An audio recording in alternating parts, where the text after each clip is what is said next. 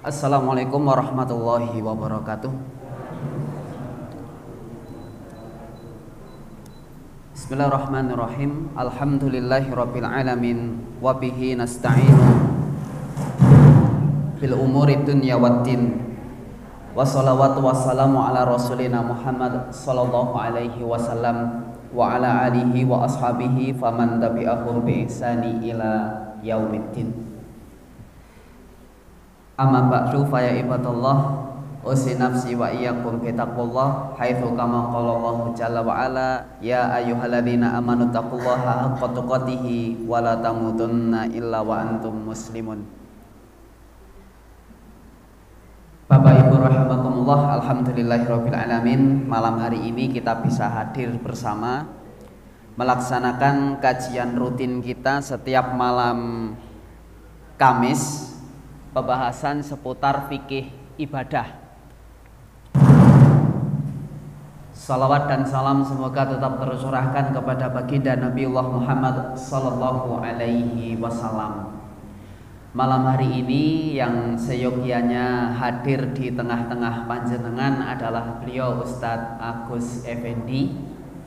Karena tadi dadakan, qadarullah Ustadz Agus Effendi sedang safar ke Solo dan tidak sampai untuk mengisi kajian untuk memberikan pengajaran di malam hari ini, sehingga kami menggantikan beliau. Bapak Ibu rahimakumullah, kemarin Ustadz Agus sudah sampai babakan nopo wudu. Sampai tema apa? Wudu. Terakhir sudah sampai mana, Pak? Sudah selesai. Sampai urutan-urutan tertibnya wudu, begitu ya. Baik. Malam hari ini biasanya kami mengampu hadis, akan tetapi hanya sedikit saja melengkapi apa yang kemudian sudah biasa disampaikan oleh Ustadz Agus Effendi. Beliau selalu membahas fikih, kemudian diambil dari tema atau dari kitab fikih muyasar, fikih yang ringan. Fikih muyasar itu biasanya kalau di pesantren itu diajarkan pada anak-anak usia SMP, itu yang diajarkan Ustadz Agus. Jadi ada fikih muyasar, ada mulakhos, itu SMP ya. Jadi itu kalau anak-anak SMP belajarnya itu sekarang di beberapa ma'hadul asriyah, pondok pesantren yang modern begitu. Saya punya kitab dikarang oleh Syekh Husain bin Audah Al-Awaisyah ya. Nama kitabnya Al-Mausu'atul Fiqhiyatul Muyasarah, hampir sama. Ensiklopedi Fikih Muyasar. Waduh, buatan si kecoblas nih gitu. Cek Riwan, Pak? Ndak nyala. Digancel napa?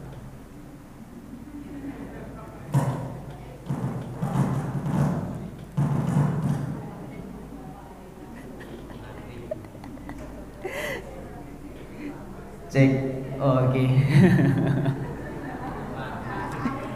Kala au nih. Baik. Saya punya Mausu'atul Fiqhiyatul Muyasarah, ensiklopedi fikih yang muyasarah itu yang gampang. Itu ada 7 jilid yang sudah diterjemahkan ke dalam bahasa Indonesia. Dan kitab aslinya kami juga punya berbahasa Arab. Di antaranya di sini yang nanti juga insya Allah akan disampaikan oleh Ustadz Agus Effendi, tapi ini statusnya hanya sekedar melengkapi saja. Saya akan langsung ke tema yang menjadikan wudhu itu menjadi batal. Jadi ada pembatal-pembatal wudhu. Kata Nabi kita Muhammad sallallahu alaihi wasallam bahwa Allah la yuqbalullahu sholata ahadikum idza ahdatsa hatta yatawaddoa. Kanjeng Nabi menika ngendika Allah tidak menerima wudu Allah tidak menerima sholat seseorang idza ahdatsa, apabila seorang hamba, apabila kita sedang berhadas, baik hadasnya itu hadas yang kecil maupun hadas yang besar, hatta yatawaddoa, sampai kemudian kita berwudu. Berarti ada sesuatu yang kemudian menjadikan wudu kita ini batal. Yang pertama adalah segala sesuatu yang keluar dari kubul maupun dubur, seperti urin, mani, madhi, atau angin. Ini nanti urin jelas, mani jelas, madhi itu sesuatu yang keluar dari seorang laki-laki, baik dalam bersenggama atau tidak bersenggama, tapi itu bukan mani ya. Kemudian sesuatu angin, ada angin yang keluar dari bagian depan, begitu. Ini jelas kalau itu keluar, maka kemudian ini membatalkan wudhu yang kemudian kita miliki. Yang nomor dua, Bapak Ibu rahimakumullah, yang menjadikan wudhu kita menjadi batal itu adalah hilang akal. Apa contohnya hilang akal? Tidur. Nah, nanti ada kelengkapannya. Tidur itu khilaf ulama. Ada yang menyatakan bahwa kalau tidurnya tidak bersandar menjadikan wudhu itu tidak batal. Ada yang mengatakan kemudian kalau tidurnya sampai bersandar nanti batal. Kita sampai di situ insya Allah. Apalagi selain tidur? Apa? Gila? Ya gila. Gila niku ora waras ya, berarti hilang akal ya. Gila. Orang gila mau sholat dia tidak diterima sholatnya. Apalagi mabuk. Betul, mabuk. Kemudian yang menjadikan hilang akal itu semaput. Nah, semaput itu hilang akal kan gitu kan? Itu menjadikan wudhu kita batal atau dibius ya, dibius dengan yang menjadikan hilang akal.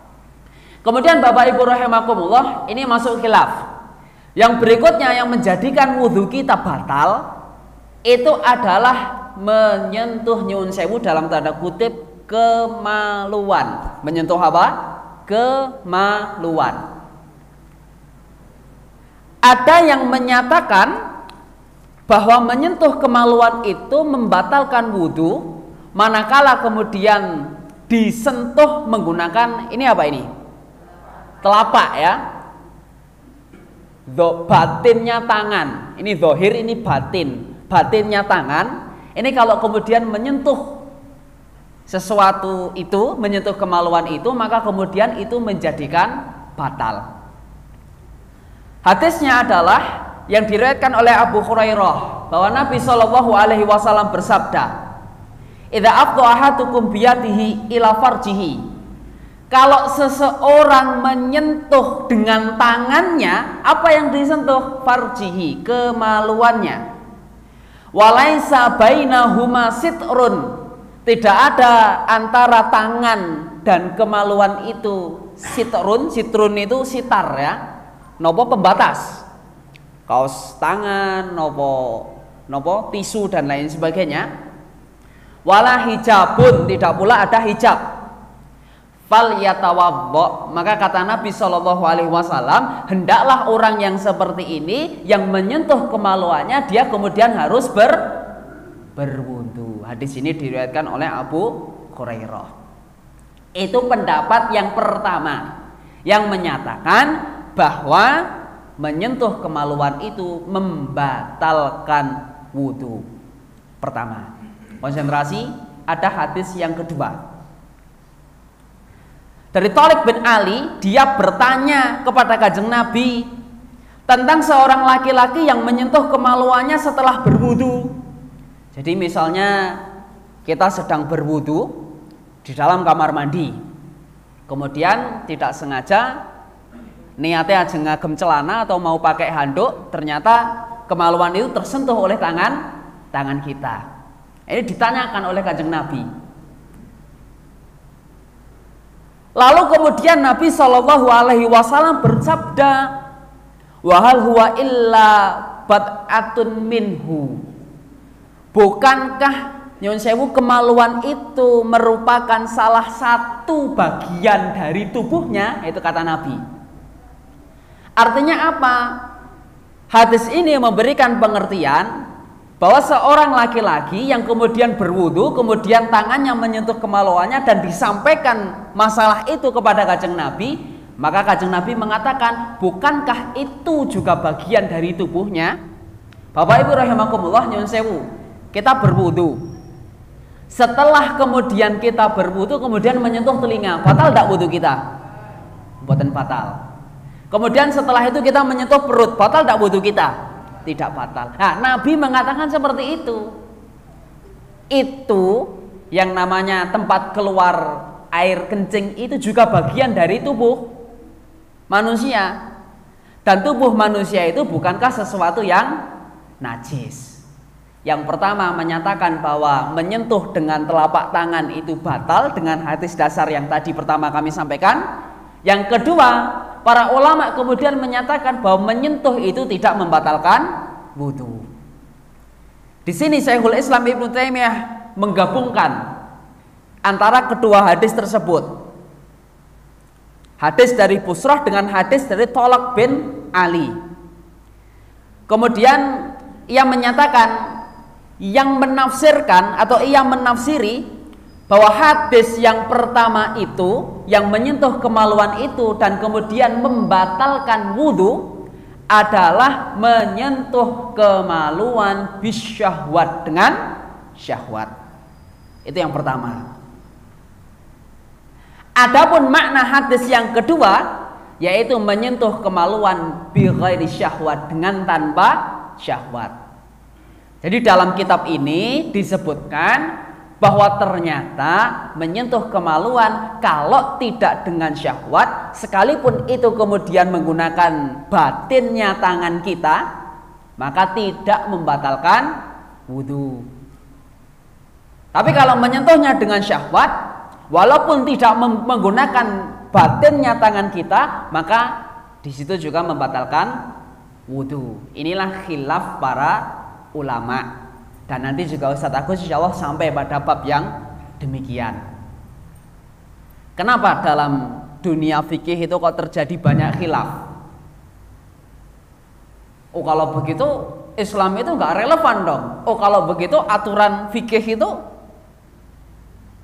tidak kemudian satu suara dong. Oh tidak. Justru dengan adanya seperti ini, maka ini menunjukkan bahwa Islam itu cakupan ilmunya sangat luas, sangat banyak sekali. Fikih, ada fikih ibadah, ada fikih kontemporer, ada fikih ada usul fikih ya, ada usul fikih, ada kaidah-kaidah fikih, ada usul fikih, ada macam-macam. Itulah kemudian ilmu ibadah dan ilmu Allah itu sangat luas sekali. Ini yang berikutnya. Baik, Bapak Ibu rahimakumullah. Kemudian yang berikutnya yang menjadikan wudhu kita menjadi batal adalah memakan daging. Apa kira-kira? Unta. Nah, memakan daging unta. Jadi umpamanya misalkan ya kan, setelah kajian ya kan, ini tasyakuran karena nanti nopo niki senengane plafonnya arek diganti kan begitu, pun kropos hari ini kan begitu toh. Besok ternyata setelah diganti plafonnya ya kan, ini sekalian pengumuman bahwa ini memang wis kropos Pak, termasuk speaker ini juga harus diganti, tapi mau ganti speaker kedah ganti plafon rihin, nggak tahu nih sudah dapat budget berapa dengan kebutuhan berapa. Saya juga kemarin tidak bisa mengikuti rapat ya. Wah, Pak plafonnya pun diganti, al-amin syukuran nyembelih unta misalnya kan begitu. Nah, setelah makan unta maka unta ini membatalkan wudu. Sekali lagi unta itu membatalkan wudu. Dasarnya adalah dari Jabir bin Samurah, bahwa seorang laki-laki bertanya kepada Kanjeng Nabi, apakah aku harus berwudu karena memakan daging kambing? Maka kata Nabi, kalau kamu menghendaki silahkan, Tapi apakah kemudian aku harus berwudu jika kami memakan daging unta? Ya fal yatawadho. Kalau kamu makan kambing boleh wudu, boleh enggak? Tapi kalau kamu makan daging unta maka hendaklah berwudu. Demikian ya. Jadi memakan daging unta itu membatalkan wudu. Kemudian Bapak Ibu rahimakumullah, yang menjadikan wudu kita batal itu adalah naum. Apa naum? Kalau pagi hari itu kan biasanya kita mendengar as-sholatu khairum minan naum. Sholat itu lebih baik daripada tidur, kan begitu. As-sholatu khairum minan naum. Sholat itu lebih baik daripada naum itu tidur. Dan di sini ada khilaf para ulama. Yang pertama menyatakan bahwa kalau tidurnya tidak bersandar, maka tidak membatalkan wudu. Itu kalau tidurnya tidak bersandar. Kiten-kiten enten mboten sing saged tidur tidak bersandar. Pirang-pirang kapan nek pas khutbah Jumat gitu. Ngoten niku Bu. Jadi bapak-bapak itu sebagian itu nek pas tidur nek pas khutbah Jumat itu jan khusyuk tenan. Sing nang jero khusyuk batang sing nang ngarep omong-omongan dewi. Nah, ini penyakit umat begitu. Jadi tapi kalau di sini ndak. Kalau ada ya paling-paling cuman 1, 2, nek ora loro ya 3, nek ora 3 4, nek ora 4 5. Oh ngono. Nek ora 5 6 begitu ya. Sing khutbah Jumat kok apa sing melu ngendikan kaya khotib itu juga enggak ada kalau di sini. Umpama ono ya paling 1, nek ora 1, 2, nek ora 5, nek ora 7, kan begitu kan? Ini tidur. Para ulama menyatakan berdasarkan perkataan Anas bin Malik bahwa dahulu para sahabat Rasulullah SAW beliau tertidur, kemudian mereka mengerjakan sholat tanpa mengulangi wudhu. Ini begitu dasarnya. Jadi bahkan pernah para sahabat kemudian didatangi, ada sahabat yang mendatangi Kanjeng Nabi untuk kemudian karena ada hajat, lalu kemudian sholat isya dan sholatnya agak akhir dan sahabat sebagian tertidur dan tidak mengulangi wudhunya lagi. Dari situ para ulama menyatakan dengan dasar ini bahwa kalau tidurnya tidak sampai bersandar maka tidak membatalkan wudhu. Namun ternyata dalam kitab ini ringkasnya saya sampaikan, ini menyatakan kalau yang dikarang oleh Syekh Husain bin Audah al-Syiyah, Ensiklopedia Mawsu'atul Fiqhiyah Muyassarah, ini lebih condong kepada bahwa tidur itu baik dalam keadaan bersandar maupun tidak bersandar, di situ menjadikan batal wudunya. Dengan alasan karena tidur itu menjadikan akal menjadi hilang. Sekali lagi dengan alasan bahwa tidur itu menjadikan akal menjadi hilang. Ini dalam kitab ini yang marjuh, yang lebih kuat itu. Tapi kalau mau mengambil pendapat yang pertama silakan saja. Ini nanti insya Allah disampaikan oleh Ustadz Agus Effendi secara lebih mendalam. Jadi kita lebih paham dulu ya, kita memaknai dulu. Apa jenengan mau ngambil yang mana silahkan. Kalau saya cenderung kepada mengambil yang ini, yang dari kitab ini. Jadi sekalipun tidur itu nek sudah benar-benar tidur ya tetap batal. Mulane nek khutbah Jumat ampun tidur. Nah begitu penyakit umat. Begitu khutbah ini kan penyakit ini. Pokoknya agar khotib pun salam sudah anteng. Engko nek napa senengane komat itu otomatis langsung melek. Dan itu terjadi di setiap khutbah Jumat, apalagi khotibnya rodo nopo ngantui kan begitu. Kanjeng Nabi itu kalau khutbah beliau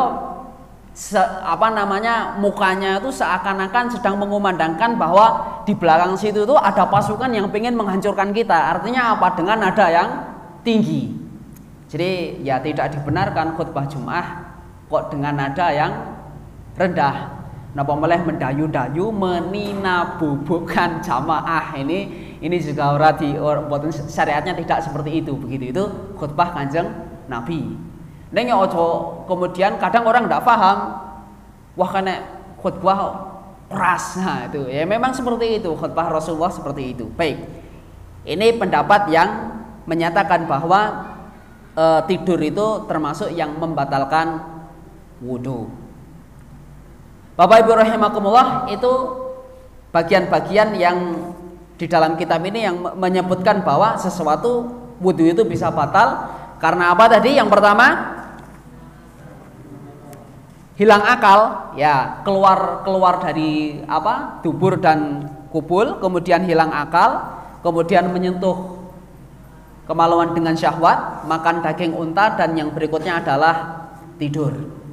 Baik, kita masuk kepada bab yang kedua, mudah-mudahan sampai waktunya. Di sini ada subjudul yaitu hal-hal yang dikira membatalkan wudhu, tapi ternyata wudhunya itu tidak batal dengan hal-hal yang dikira tersebut. Yang pertama, menyentuh kemaluan. Tadi sudah kita sebutkan keterangannya. Ini dikira orang itu membatalkan wudhu, padahal itu tidak membatalkan wudhu. Yang berikutnya adalah menyentuh wanita. Apa? Menyentuh wanita. Ini kan ada pemahaman nek wong lanang kesinggol wong wedok batal, ya kan? Begitu kan? Itu ada pemahaman seperti itu. Bahkan sok gedolanan Bapak Ibu, saya pernah mendapati laporan, Pak, nek wong lanang ngemek wong wedok itu batal atau enggak? Emangnya kenapa itu? Di tempat kami itu sok gedolanan. Jadi ini ada satu perusahaan, kemudian perusahaan ini menopo senengane di waktu tempat istirahat, di ketika mereka beristirahat, maka karyawan laki-laki dan karyawan wanita itu melaksanakan sholat. Namun karena musolanya kecil kemudian bergantian. Jadi gedolanan. Sopo sing sholat dhisik, kok nek sing sholat dhisik sing kakung-kakung, nanti sing putri gedolanan. Angger harus mlebu masjid, musola, gak arek takbir, Bu, itu mulai takbir sing lanang teko didemok. Ah, samang batal, kono baleni meneh. Itu, begitu ya. Nanti juga sama, gantian. Ketika wanita ini sholat duluan, maka kemudian laki-laki itu datang, lanjut didemok niku, dimek men batal, kemudian wudhu lagi. Ini kan sering terjadi di masyarakat seperti itu. Kata Nabi Shallallahu Alaihi Wasallam, nek Kanjeng Nabi niku luwih remen nopo di ganden itu di nopo, di nopo, nggih? Dikeprek bahasa sekarang, dikeprek kepalanya sampai kemudian itu hancur berserakan, daripada kemudian menyentuh wanita atau laki-laki, menyentuh sesuatu yang bukan menjadi harimnya, yang bukan menjadi mahrim ya, mahram, harim ya, begitu ya. Nah itu, ini kan malah dewi niku sok angel, jadi sok nopo malah sok do salaman dan lain sebagainya. Ini kan sesuatu yang sepele ning dong-dongane berat di sisi Nabi Shallallahu Alaihi Wasallam gitu. Apa dalilnya kalau kemudian menyentuh wanita itu tidak membatalkan wudhu? Dalilnya adalah dari Aisyah. Ini dalam satu hadis yang diriwayatkan oleh Imam Abu Dawud. Apa kata Aisyah? Bahwasanya beliau mengatakan Kanjeng Nabi itu pernah mencium Aisyah istrinya. Lalu kemudian ketika beliau hendak melaksanakan sholat, ternyata Kanjeng Nabi tidak kemudian mengulangi wudhunya. Bahkan di suatu malam itu Nabi Shallallahu Alaihi Wasallam sedang melaksanakan sholat malam, lalu kemudian Aisyah ini kehilangan suaminya. Kehilangan suaminya itu kehilangan Kanjeng Nabi. Biasanya Nabi itu berada di sekitar Aisyah, kok rodo di mana ini? Jo nopo gagap-gagap begitu. Maka mendapati kedua kaki beliau Shallallahu Alaihi Wasallam dalam satu genggaman tangan. Ini ada dua. Yang pertama, bahwa sujud itu kaki ini nyuwun sewu boten buka. Sujud itu kakinya tidak buka, tapi kakinya rapet. Itu sujud. Saya sering mendapati loh di sini bapak-bapak ya, itu pas sujud itu kakinya itu rapet, Pak. Ibu juga sama rapet. Jadi antara kanan dan kiri itu rapet, tidak benggang. Lah itu Aisyah mendatangi Nabi dalam satu telapak tangan dan ternyata Nabi tidak membatalkan sholatnya. Artinya sering biasa Nabi itu menyentuh bahkan mencium istrinya ketika melaksanakan sholat, setelah melaksanakan sholat atau hendak melaksanakan sholat. Itu dalil yang menunjukkan bahwa menyentuh wanita itu tidak membatalkan wudhu. Yang membatalkan wudhu adalah menyentuh wanita bisyahwat, dengan syahwat. Kemudian yang berikutnya disebutkan dalam kitab ini yang kebanyakan orang menyangka itu membatalkan wudhu, tapi ternyata tidak membatalkan wudhu adalah keluar darah karena luka, berbekam atau sejenisnya. Jadi melecet sekedik, kemudian nopo, pokoknya sejenisnya ya, itu bekam dan lain sebagainya, tidak membatalkan wudhu. Kemudian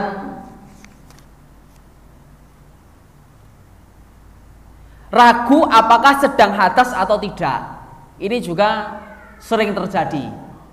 Misalnya panjenengan sholat, setelah takbir Allahu Akbar, atau begini contohnya, misalnya hari ini zuhur jam pinten, Pak? Jam berapa zuhur? 12, 11, 45. Asar jam pinten? 15-an ya. Gampangnya begini, zuhur jam 12, asar jam 3. Gampangnya, ini contoh. Jenengan sholat jam 12, lalu kemudian jenengan mau melaksanakan sholat asar jam 3. Njuk lali, kira-kira wis batal apa dereng? Batal. Itu dikembalikan ke yang batal atau yang belum batal? Hah? Sudah disampaikan Ustadz Mawardi loh ini loh. Dikembalikan ke yang, kenapa dikembalikan ke yang batal? Jari ini yang yakin tidak bisa apa? Syak, tidak bisa batal dengan yang ragu. Kan begitu. Jenengan yakinnya sudah wudhu atau belum? Sudah. Kapan wudhunya? Waktu sholat zuhur. Nek batal niku ragu, remeng-remeng napa wis yakin batal? Hah? Yakin batal tandanya apa? Wong ini di sini contohnya ragu kok malah gawe dhewe. Jadi contohnya wau teng dhuwur pun wudu, lajeng arep salat asar. Oke, batal apa urungnya? Berarti yakin batal apa yakin gurung? Yakin remeng-remeng kan begitu kan? Urung-urung cetha wis batal atau belum? Maka dikembalikan ke yang yakin. Berarti yang yakinnya yang wudu. Sudah, kalau memang merasa ragu batal atau tidak, ning yakinnya sudah napa? Sudah wudu, sudah kembalikan ke yang wudu. Ning nek ini kan biasanya nek dalile wong Jawa kan kok mbok-mbokan, kan begitu. Mbok-mbokan kok nek wis batal ora malah ora sah salate. Ora beda kaya nek mbok-mbokan nek traweh ping pinten? 23 sing ketompo, sing 23 sing 18 ditompo lah malah kurang. Gitu kan begitu. Tapi ndak pakai ilmu. Nah, kalau pakai ilmu ndak. Kalau pakai ilmu yakin kita sudah wudu, sudah bismillah. Wedine kok jebulane wis batal, ya sudah, Allah itu maafu, Allah itu maha pemaaf, tidak serumit itu. Ini kaidah. Bedanya orang yang berilmu dengan orang yang tidak berilmu. Ning kok nek nopo senengane? Sudahlah, saya mau wudu saja. Nah, wudunya ini dasarnya bukan dasar ragu, tapi karena tasdidul wudu, membaharui wudu. Nah, apa dalilnya? Dalilnya pernah suatu ketika Kanjeng Nabi SAW sedang taklim, kados ngeten. Lajeng ujuk-ujuk niku napa? Tiba-tiba ya. Tiba-tiba tersengat napa nggih? Tersengat ki listrik nek tersengat. Tercium bau yang tidak sedap. Kira-kira mambu napa niku? Ayo mambu itu ya. Walajeng jajal kira-kira panjenengan kayak taklim koyong ini kok ujug-ujug tersengat bau itu ya kan? Sopo sing konslet itu kan? Lajeng napa nganu napa ngarani kancan-kancane kan ngoten. Kayak mesti kae. Nabi itu bijaksana sekali. Saya belum batal. Ning aku arek wudu meneh. Coba kalau kemudian sahabat tidak ngaku sapa sing batal ning Kanjeng Nabi kok sing napa? Sing wudu, nanti sahabat ngarani, waduh berarti Kanjeng Nabi nih wau sing niku kan gitu. Akhirnya karena Nabi berwudu, kemudian para sahabat ikut berwudu. Dari situlah kemudian muncul fikih tentang tasdidul wudu, pembaharuan wudu. Dewe mau zuhur wis wudu, asar kok arek wudu meneh, ndak apa-apa. Ning dasarnya bukan karena mbok-mbok cek-cek uga-uga boten, tapi dasarnya adalah karena tasdidul wudu, karena wudu itu memiliki banyak keutamaan. Sudah disampaikan Ustaz Agus? Sudah? Mosok belum? Dereng? Oh nggih, ngejeng mesti sampai keutamaan berwudu. Nah, itu ya. Jadi yang yakin yang wudu. Karena apa? Ketika kita sudah sholat, tidak boleh kita membatalkan sholat kita gara-gara sesuatu yang tidak syar'i. Contoh yang paling sering, sholat Allahu Akbar, telepone muni, kira-kira batalake napa mboten?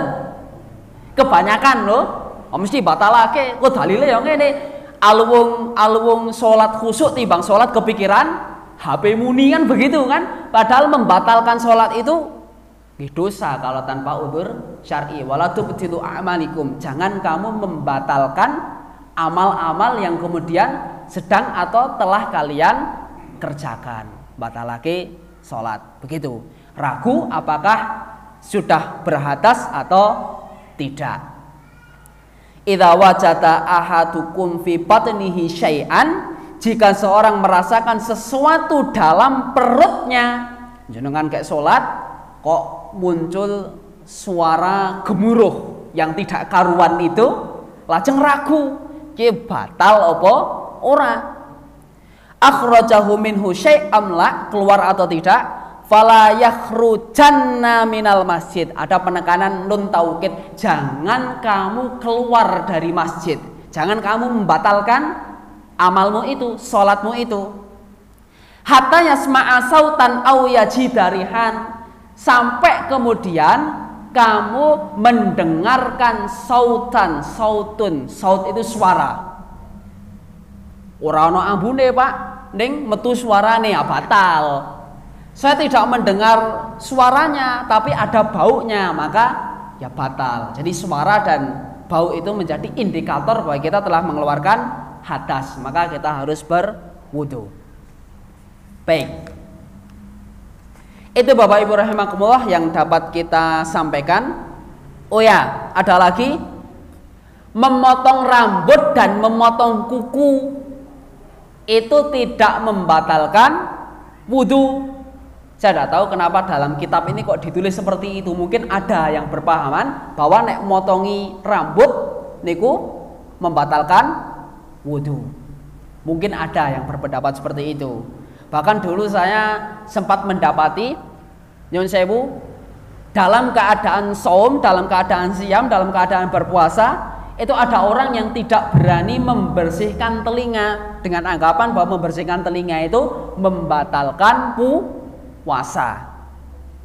Ada yang beranggapan seperti itu, tapi anggapan ini tidak benar.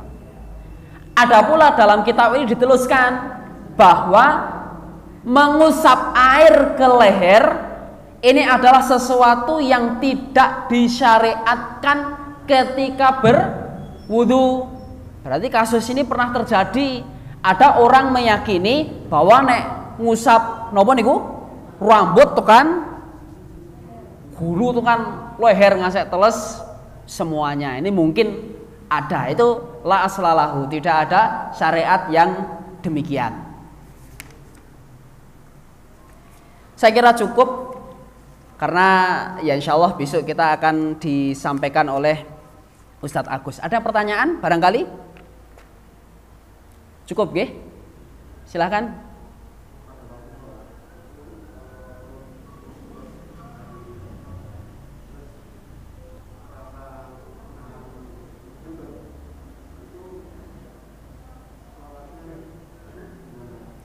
Jika kemudian menahan kentut, maka boleh untuk membatalkan sholat, karena ada larangan sholat menahan kentut dan menahan air kencing. Itu alasan yang syar'i untuk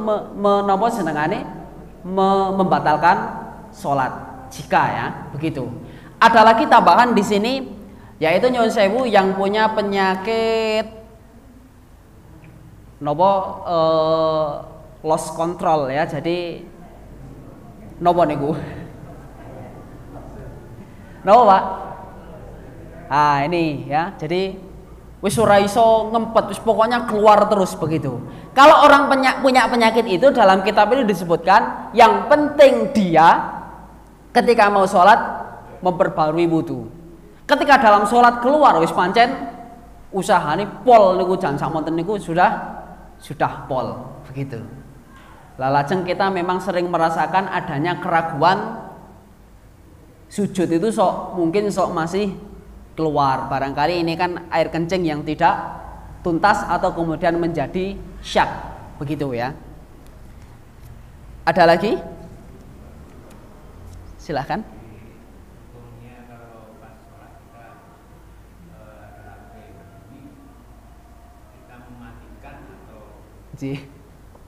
Oh alam, ini sering terjadi. Saya sendiri belum mendapati redaksi yang sudah saya tanyakan, maksudnya saya kepada guru kami gitu, saya belum sampai ke situ. Cuman setahu saya mematikan HP itu tidak membatalkan sholat. Setahu saya mematikan HP itu tidak membatalkan sholat, dan itu kemudian menjadi dalil bahwa dulu kita pernah belajar fikih, bergerak 3 kali berturut-turut membatalkan sholat. Setahu saya tidak. Bahkan kemudian sebagian, seperti dalam kitab sifat sholat Nabi, yang terus direvisi pembaharuan, itu salah satu keterangan yang ada dalam kitab sholat itu bahwa menghadap satr. Jadi saya sholat di sini, maka depan saya ini harus ada sutrohnya, pembatas, dinding pembatas, dan tidak boleh kita melewati dinding pembatas itu. Kalau dalam sifat sholat Nabi, pembatas itu minimal 1 hasta. Tapi dalam kitab Bulughul Maram disebutkan minimal walau bikhoten. Bikhoten itu dengan garis minimal ya. Jadi panjenengan kok sholat, di depan sini kok ada garis, itu jangan dilewati. Kalau seorang itu mengetahui tentang dosa yang diakibatkan melewati orang yang sedang sholat, dia akan berdiri arba'ina sana, 40 tahun mending ngenteni itu bang, ada lewat ngarepe wong sing sholat itu tadi. Lah di dalam kitab yang ditulis oleh Syekh tentang sifat sholat Nabi, itu yang beranggapan bahwa satr itu harus 1 hasta, kemudian di belakang situ sholat, lalu di depannya kita bersutroh dengan orang yang sedang zikir, dan orang yang sedang zikir ini kemudian meninggalkan tempat, maka boleh maju untuk mencari sutroh. Dalam keadaan khauf, dalam keadaan perang, itu juga sholatnya sambil pegang senjata, sambil ribat, sambil berlari, dan itu boleh juga seperti itu. Setahu saya tidak membatalkan, tapi insya Allah besok ditanyakan dengan Ustadz Agus Effendi yang lebih paham, dan saya juga akan bertanya, karena ini pernah menjadi pergolakan saya pribadi, ini boleh enggak gitu. Tapi setahu saya boleh, cuman hanya saja saya belum mendapatkan yang corone guru aja sing tenane niku sing kaya napa ngoten nggih Pak Don. Insyaallah seperti itu. Cukup nggih. Saya angel nek saya rene takonane taan. Sing arek jawab atau bingung mangke. Karena fikih itu bukan materi kami, ini hanya sebatas melengkapi. Jenengan bisa beli kitab ini.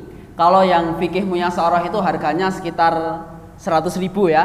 Tapi itu nggih wau tingkat SMP. Kalau ini rodo dhuwur sithik tingkatannya tingkatan SMA dan sudah diterjemahkan 7 jilid. Cek aja di Shopee ya, harganya berapa. Kalau dulu saya sekitar 600-700an sekitar itu. Ngoten, insyaallah besok malam Sabtu mudah-mudahan ada gantinya. Karena tadi Ustaz Agus Effendi betul-betul mendadak dan besok malam Sabtu ini jatah saya nih, bosen makanya kalau terus tak batas ganti nih insyaallah begitu. Aku qouli hadza subhanakallahumma wa bihamdika asyhadu alla ilaha illa anta astaghfiruka wa atubu ilaik. Ada waktu beberapa menit untuk istirahat. Assalamualaikum warahmatullahi wabarakatuh.